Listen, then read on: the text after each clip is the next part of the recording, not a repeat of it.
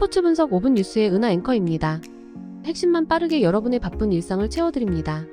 저희 무료 멤버방에 입장하시면 더욱더 많은 분석 픽을 받아보실 수 있으며 개개인적으로 픽 공유도 해드리고 있습니다. 하단에 링크 첨부해 놓을 테니 입장하시길 바라겠습니다.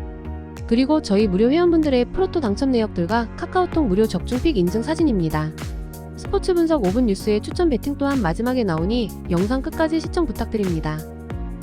첫 번째로 마르세유 대 비아레알입니다. 마르세유는 홈에서는 리그와 UEL에서 모두 무패를 기록하고 있고 최근 경기력도 다득점 양상을 잘 만드는 등 페이스가 좋습니다. 다만 감독이 선수 비호 역습을 극복하지 못한 것이 국대 코트디부아르 감독직에서 해임당한 원인이 되기도 했고 비아레알이 이제는 스피드라는 요소도 공격에서 보여줄 수 있다는 점은 상당한 부담이 될 수 있을 것입니다. 실제로 UEL에서 보여준 홈 경기는 무패를 기록하고 있었지만 난전 양상이 꽤 강했습니다. 비아레알은 기본적으로 파레오가 돌아온 상황에서는 중앙에서의 전개가 되면서 힘을 얻는 상태입니다.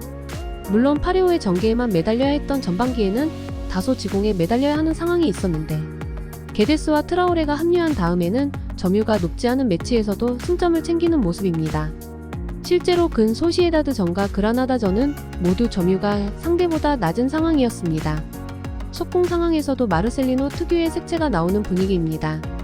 마르세유가 홈에서 아주 강하다는 점을 생각해야 하나 가장 추천하는 픽은 오버 2.5가 될 것입니다.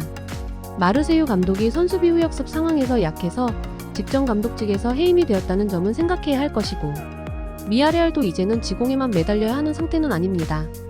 마르세유의 UEL 홈 전적도 난전 상황이 강했다는 점도 포인트입니다. 다음으로 SL 벤피카 대 레인저 FC입니다. 벤피카는 기본적으로 보여주는 플레이는 본인들이 점유를 가져가면서 경기를 컨트롤하는 것입니다. UCL에서는 초반에 공격력이 잘 통하지 못해서 고전했지만 마지막으로 갈수록 컬러가 살아나는 모습을 보여준 점은 긍정적으로 볼 여지가 없지는 않았습니다. 다만 디마리아 마리우, 오타멘디 같은 주력 선수들이 나이가 많다는 점은 변수가 될 수 있을 것입니다. 레인저스는 리그에서야 홈과 원정을 가리지 않고 탑독 운영을 할 수 있는 전력입니다. 레인저스의 유럽 대항전 위치는 철저한 언더독이고 PSV를 상대했던 UCL에서도 철저하게 역습으로 상대를 해야 했습니다. 물론 인터뷰에서 장점이 기동력이라는 점을 과시하는 결과를 화력에서는 보여주기는 했는데 문제는 상위 전력을 상대하는 수비적인 강점을 보여주지는 못했다는 것입니다. 벤피카가 오버 2.5 상황에서 승리를 거둘 것으로 보는 매치입니다. 일단 벤피카가 철저하게 주도권을 잡고 몰아치는 상황이 나올 가능성이 높을 것이고 이 상황에서 언더독 입장에 레인저스가 유럽 대항전에서는 그다지 강점을 보여주지는 못했던 편입니다. 그래도 기동력을 발휘한 상황에서의 공격적인 장점은 레인저스도 보여준 편이었습니다. 다음으로 프라이브 대 웨스트햄입니다. 프라이브는 불안한 양상이 이어지고 있다.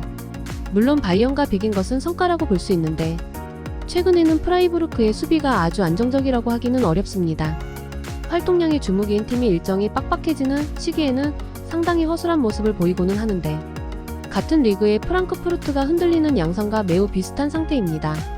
사실 바이언과의 대결에서도 비겼지만 상위 전력에게 약하다는 단점을 극복한 면모는 아니었는데 올 시즌 UEL에서도 웨스트햄에게 더블을 당하면서 약점을 드러냈습니다.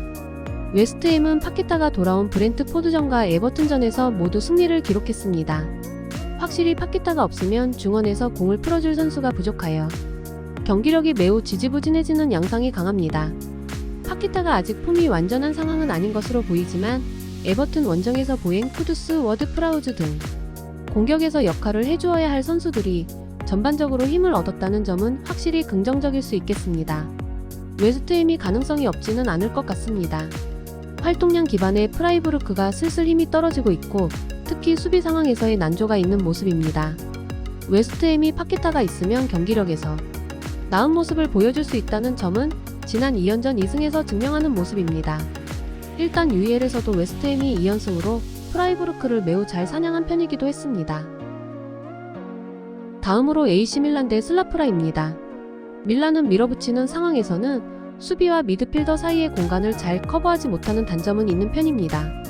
다만 화력으로 상대의 압박을 분쇄할 수 있는 가짓수가 많아서 상대를 공격력으로 이기는 상황을 만드는 것을 노려볼 수는 있을 것입니다. 테오레앙의 측면 공략도 방법이 될 수 있을 것이고 지루를 향한 롱킥으로도 밀란이 상대의 강한 압박을 부수면서 공격적인 모습을 보여주는 경우는 리그에서도 잦습니다.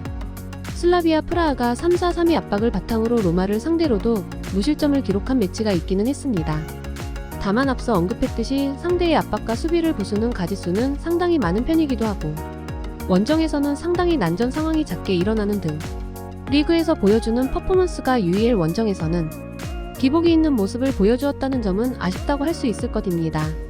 밀란이 승리를 거둘 것이라고 보여집니다. 일단 수비 상황에서는 포켓 공간에 대한 우려가 없지는 않겠지만 화력적으로 상대의 압박을 부수는 데 이용할 수 있는 패가 많다는 점이 긍정적인 상황일 것입니다.